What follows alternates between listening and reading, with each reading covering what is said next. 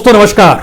दोस्तों, भारत की अर्थव्यवस्था कई मौकों पर डगमगाई है, लेकिन हर डगमगाने वाले दौर को अगर आप याद कीजिएगा तो उस वक्त भारत की जनता में एक उम्मीद रही है कि भारत की अर्थव्यवस्था पटरी पर आ जाएगी। उस दौर में इंडस्ट्रियलिस्टों को देखिए, कॉरपोरेट्स को देखिए, छोटे बड़े व्यापारियों को देखिए, जो बेरोजगार युवा तबका था उससे भी पूछिए, उसके जहन में एक उम्मीद रही कि कहीं ना कहीं इकोनॉमी को पटरी पर लाने के लिए एक विजन इस देश की राजनीतिक सत्ता काम करेगी। और यह कई मौकों पर नजर आया है, चाहे आप 75 के बाद 77 में चले जाइए, चाहे 91 में चले जाइए, चाहे 2007 और 8 में चले जाइए, हर वक्त नजर आया है। लेकिन मौजूदा वक्त में अर्थव्यवस्था इस हद तक डगमगाई है और उसके भीतर उम्मीद की कोई पतली लकीर आपको नजर नहीं आएगी। उम्मीद की यह पतली लकीर ना तो व्यापारियों में है, ना इंडस्ट्रियलिस्टों में है, ना कॉरपोरेट्स में है, ना रोजगार छीनते हुए देखते हुए इस देश के युवाओं में है, और ना कंज्यूमर के तौर पर बाजार में सामान खरीदने कल तक जाने वाले लोगों के भीतर है। यह कौन सी परिस्थिति है जिसमें इस देश की बैंकिंग सर्विस एनपीए तले दब चुकी है, इस देश के पीएसयूज को बेचने की स्थिति में, डिसइन्वेस्टमेंट करने की स्थिति में, कौड़ियों के मोल में सरकार है लेकिन कोई खरीदने नहीं आ रहा है, क्योंकि या तो उसके पास पैसा नहीं है या फिर वो सोच रहा है खरीद के करेंगे क्या, क्योंकि इस देश का बाजार तो खाली हो चला है, कोई खरीदार है नहीं। कॉरपोरेट और सर्विस सेक्टर से जुड़े हुए इंस्टीट्यूशंस अब दुनिया में दूसरे जगहों पर जा रहे हैं। भारत के भीतर वो पूंजी लगाने को तैयार नहीं है, क्योंकि यहां एक बड़ा वैक्यूम खड़ा हो गया है।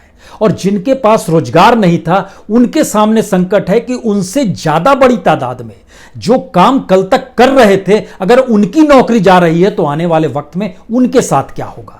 यहां कोई अनऑर्गेनाइज सेक्टर का हम जिक्र नहीं कर रहे हैं, जो पूरी तरह इस देश में तहस नहस किया जा चुका है। तकरीबन 45 करोड़ लोग अनऑर्गेनाइज सेक्टर से जुड़े हुए हैं। हम तो जिक्र कर रहे हैं उस ऑर्गेनाइज सेक्टर का जिसमें सोशल सिक्योरिटी मिली होती है। वहां पर भी हर तीसरा शख्स इस संदेह के साथ जीवन जी रहा है कि आज नहीं कल उसकी नौकरी चली जाएगी।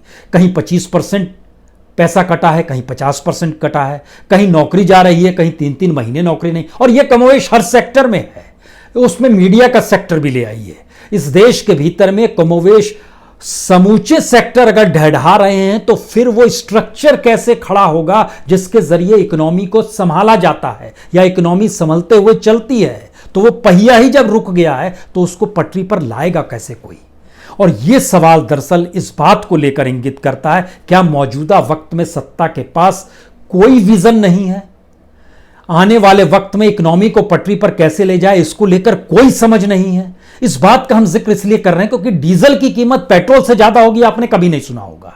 आपने ये नहीं जाना होगा कि जो पैसा आपका मार्केट में लगता है उसके ऊपर जो इंटरेस्ट आपको मिलना चाहिए वो इंटरेस्ट बैंक दे पाने की स्थिति में नहीं है। हर तरीके से जो आपने भविष्य के लिए जो पैसे बचाए थे, जो कि पीपीएफ के दौर में था, उसमें सबसे बड़ी तादाद में इस देश के कमाने वाले जो लगभग 10,000, 20,000, 50,000 तक कमाते हैं, उन सब ने पैसा अपना निकाल लिया है। आने वाले वक्त में कौन क्या करेगा नहीं पता, यानी उम्मीद की एक पतली सी लकीर नजर नहीं आती है। तो इस देश के भीतर में राजनीतिक सत्ता का विजन क्या है और मौजूदा अर्थव्यवस्था क्यों उसको लेकर नाउम्मीदी जाग गई है, हमको लगता है आज उसकी नब्ज को पकड़ी है। और उसकी नब्ज को पकड़ने के लिए आज आपको एलआईसी को समझना होगा। एलआईसी का मतलब है इस देश के 24 करोड़ लोगों ने वहां से पॉलिसी ली हुई है। कुल पॉलिसी ली गई है 29 करोड़, यानी 24 करोड़ पॉलिसी धारक हैं जो एलआईसी से जुड़े हुए हैं, जिनका पैसा, जिस जनता का पैसा अपनी पॉलिसी के तहत उस एलआईसी के पास जाता है। आप कहेंगे एलआईसी कोई कंपनी तो है नहीं, एलआईसी कोई प्रोडक्ट तो बनाती नहीं है। आज इसे ही समझ लीजिए, भारत की इकोनॉमी आपके सामने बिल्कुल साफ और पारदर्शी हो जाएगी, क्योंकि एलआईसी को जिस सोच के साथ बनाया गया था उसमें बहुत साफ था कि इस देश की जनता जब अपनी मेहनत की कमाई एलआईसी के जरिए अपने को इंश्योर्ड करेगी, वो लाइफ इंश्योरेंस के तौर पर हो, 10 साल के लिए हो, 15 साल के लिए हो, 25 साल के लिए हो, तो कितनी बड़ी रफ्तार से बढ़ता चला जाएगा। लेकिन आपको जानकर हैरत होगी कि एलआईसी के पैसे को मौजूदा वक्त में ना सिर्फ लुटाया गया, सत्ता ने अपनी रईसी के लिए उसमें भी एनपीए का बोझ उस पर डाल दिया, बल्कि स्ट्रेटेजिकली जो बोनस मिलना चाहिए वो बोनस एलआईसी के जरिए इस देश के पॉलिसी धारकों का कम होता चला गया। तो आइए, इसको इसलिए खोलने की जरूरत है क्योंकि एलआईसी ही वो एकमात्र संस्था है जिसने इस देश के बैंकों को लोन दिया, जिसने नॉन बैंकिंग इंस्टीट्यूशन को लोन दिया, जिसने पीएसयूज को लोन दिया, जिसने रेलवे तक को लोन दिया। यानी कोई सेक्टर बचा नहीं है। और इस देश के भीतर में अभी भी आज की तारीख में भी सरकार के पास सिर्फ एलआईसी ही वो संगठन है जहां से वो पैसा निकालती है, जहां का पैसा किसी दूसरी जगह लगाती है, और ये खेल चलते रहता है। तो इस खेल के पन्ने को खोलने से पहले इसके छोटे से इतिहास को जान लीजिए। 1956 में एलआईसी को बनाया गया था। भारत सरकार ने 5 करोड़ रुपए उसमें डाले थे और उस 5 करोड़ रुपए में काम करने वाले उस समय अधिकारी थे 168।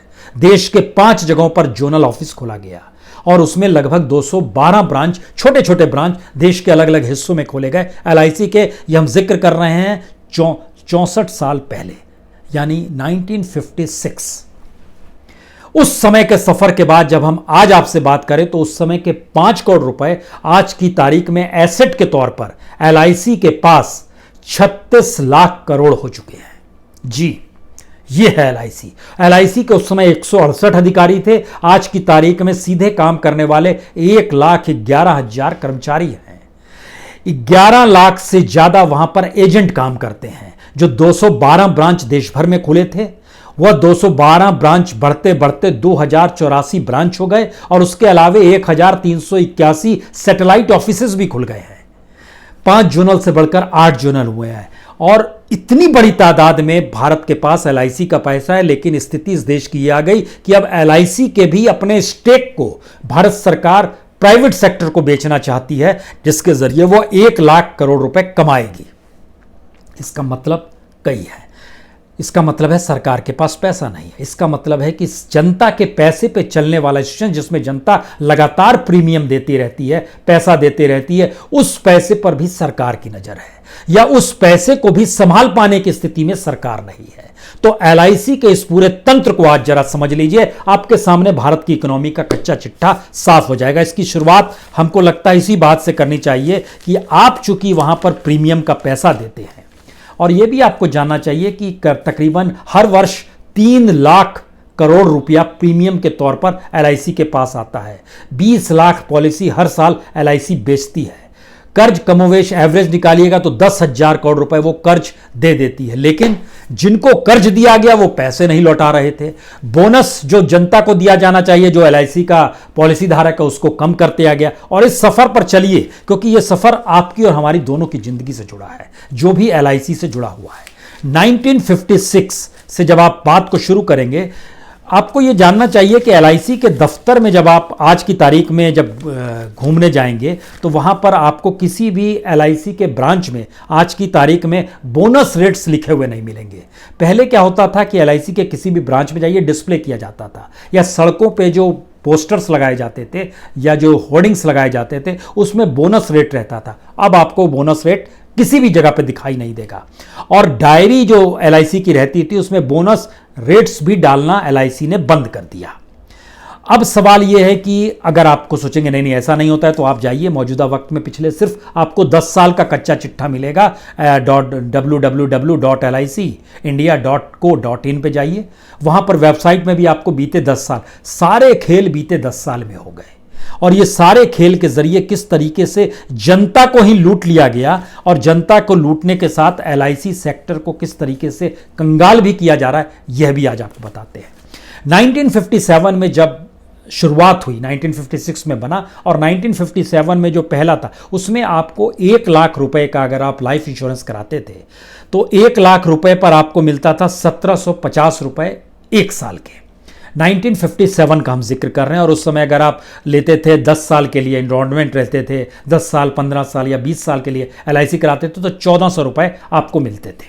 अब आप देखिए इस देश के भीतर में खेल क्या होता है। जो लाइफ इंश्योरेंस लिया जाता था 1957 में 1750 रुपए, 10 साल बाद 67 में बढ़ता है, कमोवेश हर साल 100 रुपए बढ़ते ही जाता था, 2000 रुपए हो जाता है। 1977 में 2500 रुपए हो जाता है, 2500 रुपीज। 1 लाख पर आपने लाइफ इंश्योरेंस लिया हुआ है पूरी।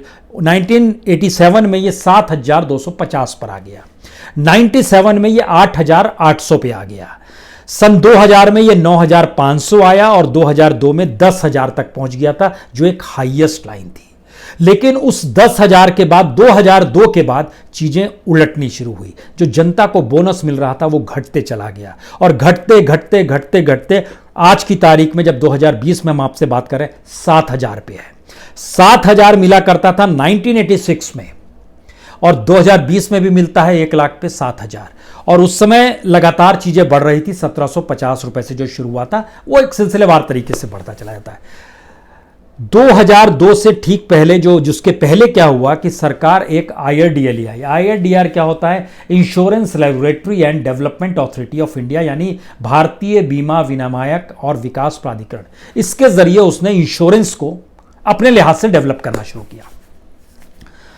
इसको जब डेवलप करने के प्रोसेस में आए तो इसमें कुछ प्राइवेट लोग आ गए जो प्राइवेट से आना चाहते थे। उनसे 200 करोड़ रुपए लिए गए, आपको लाइसेंस देते हैं। तो इसमें ठीक वैसे वैसे लोग भी आ गए जिनको इंश्योरेंस के फील्ड में जिन्होंने कभी काम नहीं किया था। और तो और भारत के बैंक भी घुस गए इसमें। वह बैंक जो अपने तौर पर NPA में डूबे हुए थे, वह बैंक जिनके पास सिर्फ जनता का ही पैसा था और इधर इंश्योरेंस में भी जनता का ही पैसा आना था। इन सारे पैसे उसको मिला के कभी इधर से इधर पैसा ले आए, कभी इधर से इधर ले आए। उन सारी फहरिस्तों को हम बताएं, लेकिन उससे पहले आप अपने इंश्योरेंस पॉलिसी को जरा समझने की और कोशिश कीजिए। हमने इसमें एक उदाहरण के लिए लिया, एक जबलपुर में रहते हैं संजीव कुमार अवस्थी। उन्होंने अपना 25 साल का लाइफ इंश्योरेंस कराया। लाइफ इंश्योरेंस में 1990 में कराया, जो कि 2014-15 में पूरा हो गया।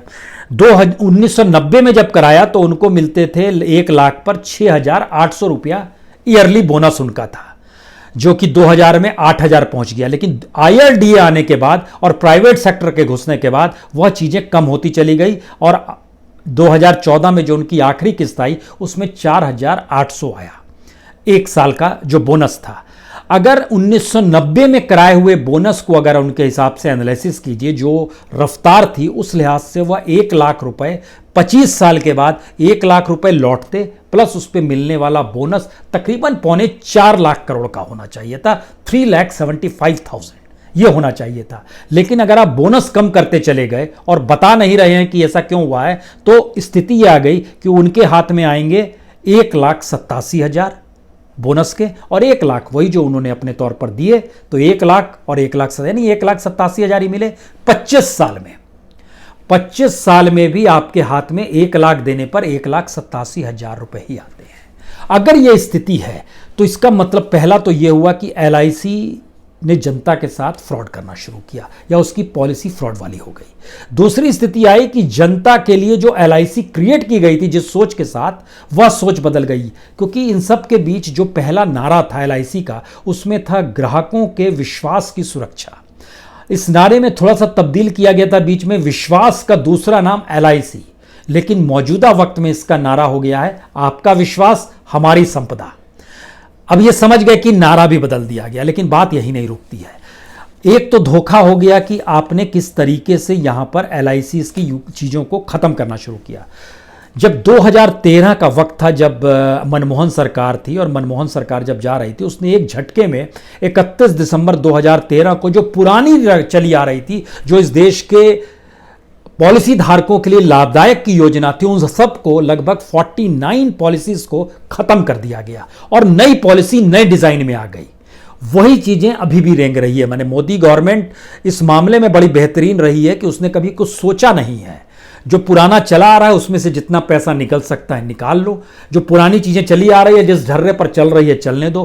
कोई रिफॉर्म, कहीं कोई सोच नहीं। लेकिन इकोनॉमी जब डगमगाई तो उसको खड़ा कैसे करना है यह भी पता नहीं है।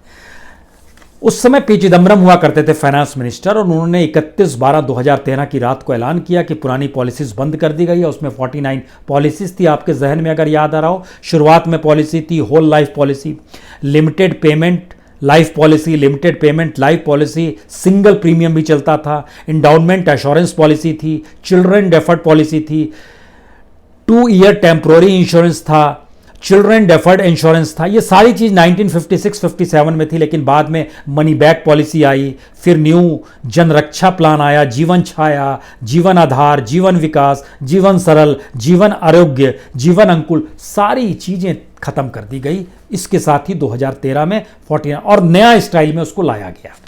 लेकिन बात इतनी नहीं है। यहां से इकोनॉमी आपको समझ में अभी तक आ रही है कि ये जनता के साथ धोखा हो रहा था। सही समझ रहे हैं आप। जो पॉलिसी धारक हैं उनकी स्थिति ये आ गई है कि उनका पैसा लेकर जब आप LIC जिनको लोन देता है उनसे वो 9.5% लेता था और यहां जब निकालिएगा तो आपके हिस्से में 2 से 3% आ रहा है बोनस। ये स्थिति घूम के आ रही है। लेकिन इसका अगला सवाल यह था कि सरकार ने LIC में चूंकि जनता बड़ी तादाद में जुड़ी हुई है, 24 करोड़ लोग जुड़े हुए हैं, तो उसने अलग अलग जगहों पर पैसा लगाना शुरू किया। LIC का पैसा लगा और आपको जानकर यह हैरत होगी कि भारत में जितना पैसा 1956 से लेकर 2013 तक लगा, 2014 से 2019 के बीच उतना ही पैसा लगा दिया गया। आप कहेंगे ये कैसे हो गया? यानी भारत में जो पैसा अलग अलग जगहों पर LIC का पैसा अलग अलग सरकारों ने लगाया, वह उसकी तादाद 13,48,000 करोड़ थी 1956 से 2003 तक, और 2004 से 2019 तक 13,13,000 करोड़ है। कल्पना के परे है। और जिन जगहों पर इसको पैसा लगाया गया, इसमें यहां तक कि जो प्रधानमंत्री की जीवन ज्योति योजना है वह भी, उसके लिए भी LIC ने ही काम किया और LIC ने तकरीबन उसमें 27,36,762 करोड़ रुपए का फंड इन्वेस्ट किया। प्रधानमंत्री की योजना में भी किया। पैसा जनता का है और उससे फायदा हुआ तकरीबन 2,65,000 लोगों को लगभग फायदा हुआ। जो लोग जुड़े हुए थे उससे उनको फायदा हुआ, लेकिन पैसा जनता का ही है। वही पैसा रोटेट करके सरकार की योजना या प्रधानमंत्री की योजना, वहां से पैसा बट रहा है। और इसमें इतनी बड़ी तादाद में अगर पैसा आ रहा है, बोनस आप कम दे रहे थे और सारी चीजें चलती चली जा रही थी, तब आइए इस बात को लेकर कि 2014 से 2019 जिस दौर में इस देश की इकोनॉमी डामाडोल हुई है, कितना पैसा कहां पर किस रूप में लगाया गया। और जी जो 13 लाख करोड़ का जो आंकड़ा हम आपको बता रहे हैं, आपको जानकर हैरत होगी कि कमोवेश हर इंडस्ट्री को बचाने के लिए जो पैसा लगाया गया उसकी रफ्तार क्या है। मसलन NTPC में पैसा लगाया गया अगस्त 2017 में 4,275 करोड़ रुपए, लेकिन इन्वेस्टमेंट किया, लेकिन उसका वैल्यूशन जब आप देखिएगा तो वैल्यूशन आज की तारीख में वो 3,000 करोड़ के लगभग आएगा, यानी 1,280 करोड़ के लगभग वहां पर नुकसान हो गया। 30% का नुकसान हो गया। पैसा किसका? LIC का। LIC ने उसके बाद पैसा GIC में लगाया अक्टूबर 2017 में 5,641 करोड़ रुपए। उसका वैल्यूशन आज की तारीख में 3 लाख करोड़ से कम का हो गया, 3,000 करोड़ से कम का हो गया, यानी लगभग 47% का घाटा हो गया। 2,662 करोड़ का वहां घाटा हो गया। कोई फिक्र नहीं, जनता का पैसा है, डूबती जगह इंस्टीट्यूशंस में वहां पैसा सरकार के कहने पर लगा रहे हैं। तीसरा पैसा इन्होंने लगाया न्यू इंडिया इंश्योरेंस में नवंबर 2017 में 5,713 करोड़ रुपए। उसका वैल्यूशन तो घटकर 750 करोड़ तक आ गया, यानी लगभग 4,956 करोड़, यानी लगभग 86% से ज्यादा का नुकसान LIC के पैसे का वहां हो गया। वो उबर नहीं पाया। उसके बाद पैसा लगाया गया हिंदुस्तान एरोनॉटिक्स लिमिटेड में, यानी HAL में। वहां पर मार्च 2018 में पैसा लगाया गया 2,843 करोड़। उसका भी वैल्यूशन आज की तारीख में वह भी लगभग 1,000 करोड़ से ज्यादा का नुकसान वहां पर हो गया। और तो और स्थिति यह आ गई कि IDBI बैंक जो था उसमें सरकार ने अति कर दी। वह IDBI जो खुद अपने तौर पर 55,000 करोड़ के घाटे से जूझ रही थी, वहां पर इन्वेस्टमेंट किया LIC के पैसे का 21,624 करोड़ रुपए का, और उसका वैल्यूशन मौजूदा वक्त में घटकर 10,000 करोड़ के लगभग हो गया, यानी लगभग 10,000 करोड़ से ज्यादा का नुकसान वहां हो गया। मौजूदा वक्त में 30,000 करोड़ का NPA जो है वह सिर्फ, ये तो नुकसान था, NPA की स्थिति इसके पैरेलल में आई है। जरा और समझ पाएंगे आप कि किन किन कंपनियों को कितना कितना पैसा और कैसे दिया जाता है। जब हम IDBI का जिक्र आपसे कर रहे थे, IDBI का एक अपना फेडरल लाइफ इंश्योरेंस भी है। उस फेडरल लाइफ इंश्योरेंस के मातहत उसमें जो उसका अपना स्टेक था IDBI का, अब वो उसको भी सेल कर रही है। LIC में 51% हो चुका है LIC का IDBI में, और IDBI का जो फेडरल लाइफ इंश्योरेंस है, अब उसने डिसीजन लिया है कि वो 23% जो है एगिस इंस्टीट्यूट है जो कि बेल्जियम की है उसको देगी, और फेडरल बैंक 4% लेगा।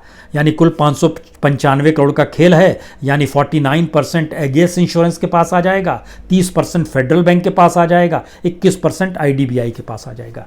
ये स्थितियां जब आप देखते हैं तो जब IRDA 99 में लाया गया और इस देश में प्राइवेट सेक्टर को इजाज़त दी गई कि आप भी आ जाइए इस देश में पैसा बनाने के लिए, और 26% FDI को बढ़ाकर 49% कर दिया गया, तो भारत की हर कंपनी ने दुनिया के हर बड़ी कंपनी के साथ तालमेल किया, उसका पैसा लाया, भारत के लोगों ने पैसा डाला, वो पैसा उड़ के वहाँ चला गया। अब आप सोचेंगे कैसी कैसी कंपनियाँ हैं। अब आप देखिए एक्साइड लाइफ इंश्योरेंस, एक्साइड का काम क्या है, Bajaj alliance life insurance, Bajaj का काम क्या है, Reliance Nippon life insurance, Reliance का काम क्या है, सहारा, ये अनिल अंबानी वाला है, सहारा इंडिया लाइफ इंश्योरेंस, उसका काम क्या है, IDBI federal life insurance, IDBI bank आज की तारीख में एक लिहाज से कंगाल हो गया, और बैंक इंडिया फर्स्ट बैंक आ गया, उसके बाद आप देखिए तो PNB आ गया, SBI आ गया, कोटक आ गया, ICICI आ गया, सब घुस गए इस फील्ड में, क्योंकि यहां पर जनता सीधे पैसा दे रही है और पैसा उड़कर उनके पास चला जा रहा है, जो पैसा दुनिया में कहीं भी लगा सकते हैं। और स्थिति धीरे धीरे ये हो गई है कि LIC का पैसा जितनी बड़ी तादाद में, अगर पूरे सारे स्टाइल्स को जोड़ दीजिएगा आप, जितने भी प्रीमियम आते हैं, तो 2019 का डाटा बताता है कि लगभग 66% अभी भी हिस्सेदारी LIC की है, लगभग 33% प्राइवेट सेक्टर की है। लेकिन रकम कितनी है जो साल की रकम है? LIC के पास 2019 में प्रीमियम के जरिए 3,37,505 करोड़ रुपए आए प्रीमियम के। प्राइवेट सेक्टर के पास, जो प्राइवेट सेक्टर का इंश्योरेंस था, उनके पास आया 1,70,626 करोड़ रुपए। 2% 3% का बोनस है और पैसा मार्केट में लगाया जा रहा है। ये पैसा लगाते लगाते स्थिति इतनी बिगड़ती चली गई कि बोझ बढ़ता चला गया LIC पर, और LIC आज की तारीख में उसका जो एसेट है, जो 36 लाख करोड़ का एसेट है, उसमें आप यह भी समझिए कि इस एसेट में, इस देश के भीतर में LIC ने अब अपनी बिल्डिंगें बना ली हैं। लेकिन इस देश के जो 24 करोड़ पॉलिसी धारक हैं और जो उन 29 करोड़ पॉलिसी ली गई है, उसमें जो बोनस कम करते चले गए, और बोनस कम करते करते स्थिति ये आ गई कि जो बैंक के भीतर जो पैसा जमा होता है उसका बोनस और LIC का बोनस कमोवेश एक स्थिति में आ गया, या उससे भी नेगेटिव आ गया। अब जनता का ही पैसा उन जगहों पर लगा दिया गया जिसके जरिए था कि इस देश की इकोनॉमी डेवलप होगी। तो मौजूदा वक्त में उम्मीद इसलिए नहीं जाग रही है कि जनता का दिया हुआ पैसा, एक तो ये सरकार जनता के टैक्स से दिए गए पैसे से चलती है, दूसरा जनता जो इंश्योरेंस में पैसा भी लगाती है, वह पैसा भी जिन जिन जगहों पर दे दिया गया और जिन जिन जगहों को उबारने के लिए दिया गया, वह उबर इसलिए नहीं सकते हैं क्योंकि कंज्यूमर हमारा गायब हो गया, उसकी जेब में पैसा नहीं है। हमारे यहां का लेबर गायब हो गया, वह किस प्रोडक्शन को करे। इंडस्ट्रीज गायब होने लगी क्योंकि इंडस्ट्री समझ नहीं पा रही है वो कौन सा प्रोडक्ट बनाए। सैनिटाइजर की इकोनॉमी तो हो नहीं सकती है, किट की इकोनॉमी भी नहीं हो सकती है, तो कौन सी पैसा बनाए, कहां से पैसा बनेगा। कॉर्पोरेट को समझ नहीं आया कि अब वो किस जगह पे फाइनेंस करे, किस जगह पे किस चीज का प्रोडक्ट बनाए। ये क्राइसिस आ गई, और इस क्राइसिस में इस सरकार के सामने कोई विजन नहीं कि दरअसल चीजें डेवलप कैसे करनी है। उसके सामने अभी भी सवाल है, पैसे कहां से आ सकते हैं। LIC से आ सकते हैं, बैंकों से आ सकते हैं, RBI से आ सकते हैं, पेट्रोल डीजल की कीमत बढ़ाकर आ सकते हैं, हर वो जगह जिसके जरिए आ सकता है। और इसके पैरेलल में इन्होंने एक बैंकरप्सी कानून बना दिया, और उसके मातहत इस बात का भी जिक्र कर दिया कि अब उस पर कार्रवाई तुरंत फटाफट नहीं करेंगे। यानी इस देश के जितने बिल्डर्स हैं, मान लीजिए वो घपला घोटाला किए, रजिस्ट्री नहीं करा रहे हैं अपने घरों की या किसी बड़ी बिल्डिंग की, उसके लिए उन्होंने एक रास्ता खोल दिया है। और एक स्थिति ऐसी आ गई है, इससे पहले था कि 90 दिनों में अगर आप पैसा नहीं लौटा रहे हैं तो वो NPA में आ जाएगा, उसको भी बढ़ा दिया। यानी LIC कब डूबेगा, बैंक कब डूबेंगे, इंस्टीट्यूशंस कब डूबेंगे, अब उसकी मियाद बढ़ा के इन्होंने इस साल के अंत तक कर दी। इससे इकोनॉमी कहां जागेगी और इससे स्थिति कहां ठीक रहेगी। ये एक ऐसा सच है जिसमें आपके सामने कोई पॉलिसी नहीं है। और जिस चीन का जिक्र होता है, आखिर में उस चीन का सच भी समझ लीजिए। चीन जो है मकाऊ के रास्ते से, सिंगापुर के रास्ते से भारत में माल बेच रहा है, लेकिन भारत को यह समझ नहीं आ रहा है कि भारत के माल भी जो चीन जाते थे, भारत का माल जो सिंगापुर जाता था, भारत का माल जो मकाऊ जाता था, उन व्यापारियों को राहत कैसे दे। तो वो रोना रो रहे हैं, वो सरकार के दफ्तर के बाहर खड़े हैं। आपको जानकर हैरत होगी कि हांगकांग से हमारे यहाँ पिछले साल जो माल आया था वो तकरीबन 16.93 बिलियन डॉलर का था, और भारत से जो माल गया था सिंगापुर, वह लगभग 10.96 बिलियन डॉलर का था। सवाल अभी उनका छोड़ दीजिए, यहां पर जो लोग लगभग 11 बिलियन डॉलर का सिंगापुर माल बेच रहे थे, उनका माल अब वहां पर वो लेने को तैयार नहीं है, क्योंकि भारत के साथ अब ठनी हुई है। भारत अगर उनके माल को रोक रहा है तो वह भी वहां पर रोक रहे हैं। सिंगापुर और मकाऊ में भारतीय व्यापारियों का माल रुका पड़ा है। हमारी इकोनॉमी अगर देशभक्ति के दायरे में है तो देशभक्ति का मतलब इस देश के नागरिक होने चाहिए, ना कि अपनी पूंजी और अपना पैसा और सरकारी खजाना होना चाहिए, अपनी रईसी होनी चाहिए। और अगर हमारी इकोनॉमी कैपिटलिज्म के रास्ते पर है तो इस देश का व्यापारी, इस देश का इंडस्ट्री, इस देश का कॉरपोरेट, इस देश का कंज्यूमर, उनके पास पैसा होना चाहिए। हम किसी भी लाइन में नहीं खड़े हैं। ये कौन सी कतार है ये आप नहीं जानते हैं। और एलआईसी इस देश की इकोनॉमी की वह नब्ज है जहां पर सबसे ज्यादा पूंजी जनता की दी हुई है, सीधे दी हुई है, हर दिन दी जा रही है, हर बरस दी जा रही है। इतनी बड़ी तादाद में किसी जगह पे 3.5 लाख करोड़ रुपया प्रीमियम के तौर पर किसी जगह जनता नहीं देती है, भारत में ही देती है, और 24 करोड़ लोग उससे जुड़े हुए हैं। तो कल्पना कीजिए किस तरीके से सिर्फ लूट की परिस्थितियां भारतीय विजन का हिस्सा है, भारतीय इकोनॉमी का हिस्सा है, भारतीय गवर्नमेंट की अर्थव्यवस्था को चलाने की सोच है। बहुत बहुत शुक्रिया।